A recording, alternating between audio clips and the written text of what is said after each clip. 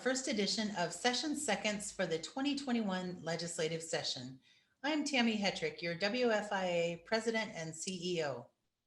This session was off to a rocky start, with protests at our state capitol on day one that had the National Guard troops and state law enforcement officers in full force. The protests included concerns over the state government's decision to have a remote session. The Capitol is still closed to the public, and all hearings are remote. Most legislators are working from home.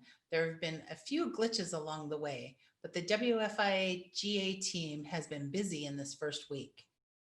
Some top priority issues that have already had or will have hearings is Substitute Senate Bill 5061, Unemployment Insurance. This bill has bipartisan support and is sponsored by Senator Karen Kaiser and Senator Curtis King. I've been working with the governor's office, Employment Security, and legislators to help develop this legislation. This bill will provide immediate relief to employers before the first quarter UI taxes are due in April of 2021. The reduction is expected to be about half of what the increase you received in your 21 tax rate notice is, and it will reduce any experience rate class increases that occurred due to claims paid from March 28th to May 30th. By not charging the employer's experience rating. It increases the minimum benefit for unemployed workers from 15% to 20% of the state's average weekly wage. This is an approximate change of $201 to $270 a week.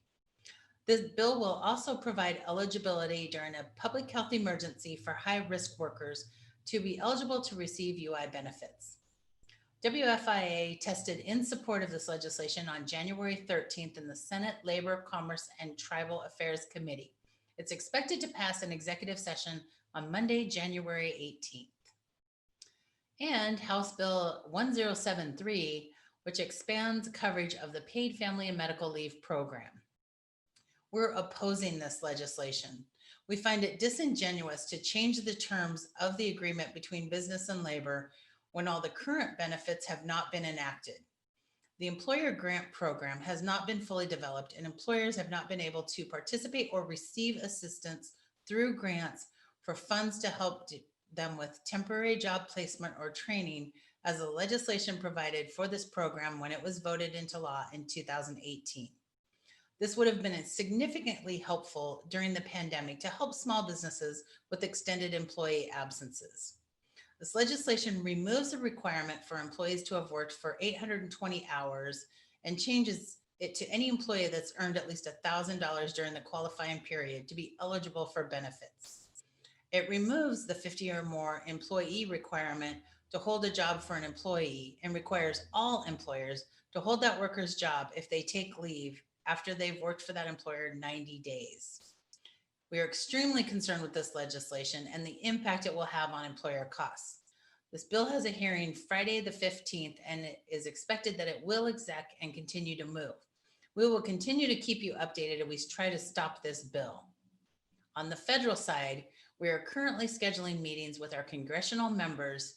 I will be reaching out to members in those districts to join those calls on specific issues impacting your businesses, to include the antitrust legislation.